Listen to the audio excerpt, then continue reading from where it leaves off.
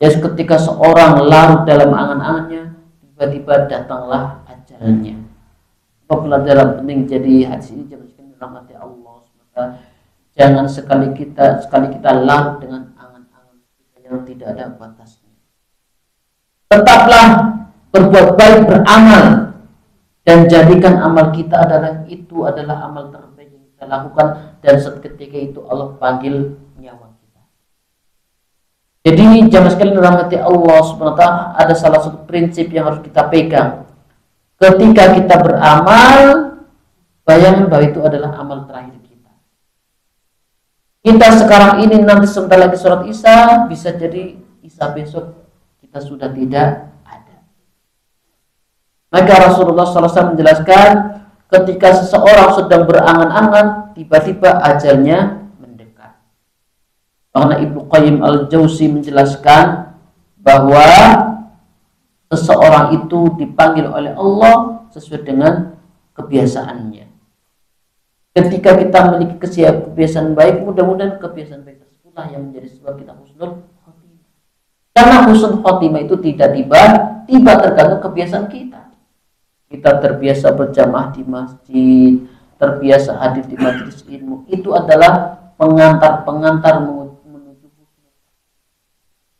Kita mendengar cerita ada orang setelah sholat meninggal. Kita mendengar ada orang ketika baca Quran meninggal. Kita mendengar orang-orang dermawan meninggal dengan begitu mudah. Kenapa? Semua itu ada prosesnya. Makanya dikatakan orang itu ketika dipanggil oleh Allah tergantung kebiasaannya.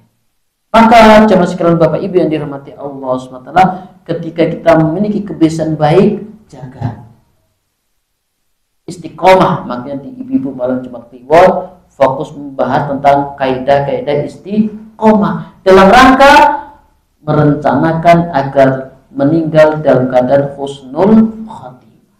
Jadi husnul khotimah itu tidak ujuk-ujuk langsung husnul khotimah. Makanya kita yang sudah alhamdulillah enteng berjamaah, pertahankan.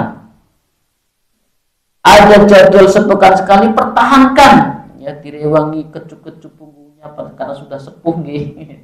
Dilewangi selonjoran karena capek, lelah. Ya, semua memang lelah, tapi nanti lelah kita menjadi jawaban di hadapan Allah Subhanahu wa taala. Laqad khalaqnal insana fi kabad. Sungguh Allah ciptakan manusia dalam keadaan lelah.